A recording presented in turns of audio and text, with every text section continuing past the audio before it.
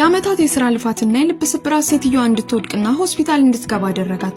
ዶክተሯም ለሴትዮዋ የጭንቅላት ካንሰር እንደያዛት ነገረቻትና ለሴትዮዋ ባልም ለመደወል ስትሞክር እንዳትደውል አሳሰበቻት። ስለ ባሏ ጭላንጭል ተስፋ ስለነበራት ወደ ቤቷ ስትሄድ ሁሉንም ነገር ልትነግረው አቀደች።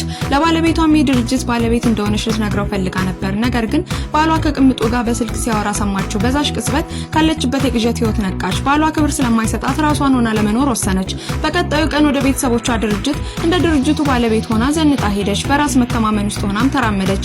ባለቤቷም ከቅምጡ ጋር ቅምጡም ሴትዮዋ ላይ ተሳለቀችባት። ሀብታም ባልፈልጋ እንደመጣችም ጠየቀቻት። ሴትዮዋም ችላ ብላ አለፈቻት። ነገር ግን ቅምጡ መሳደቧ እንዳላቆመች ስታይ ሴትዮዋ ቅምጡን 2 ጊዜ በጥፊ ያጮለቻት። ባሏም ደነገጠ። ሚስቱም ዝምታዋ እንደሰበረች ሲመለከት ሴትዮዋን አስጠነቀቃት። ባሏም እሷ የድርጅቱ ባለቤት ጓደኛ እንደሆነችና ስምምነት እንዲፈጥር እየረዳችው እንደሆነ ለሴትዮዋ ነገራት። ሴትዮዋ ግን እየሳቀች ችሉንታ ቢስ ጓደኛ ሊኖረኝ አይችልም አለችው። ቅምጡም እንደ ሴትዮዋ ያለ የቤት ሰራተኛ መቼም ቢሆን ድርጅት ሊኖረው እንደማይችል እያፌዘች ነገረቻት። ሴትዮዋ መጨቃጨቅ ስላልፈለገች ባሏን አስጠንቅቀው የእውነት ቅምጡ ትረዳው እንደሆነ ጠየቀችው። እሱ ግን ከእንዳንቺ አይነት ሸክም ቅምጡ እንደምትሻል ነግሯት ሄደ።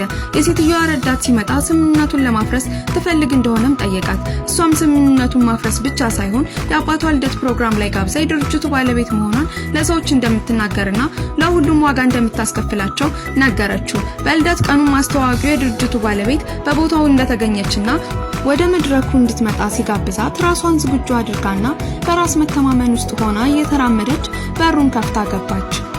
በቦታው የታደሙ ወይም ደግሞ የተሰበሰቡ ሰዎችም እሷን ሲመለከቱ በጣም ደነገጡ። ባለቤቷም እዚህ ምን ትሰሪያለሽ ብሎ አመነጫጨቃት።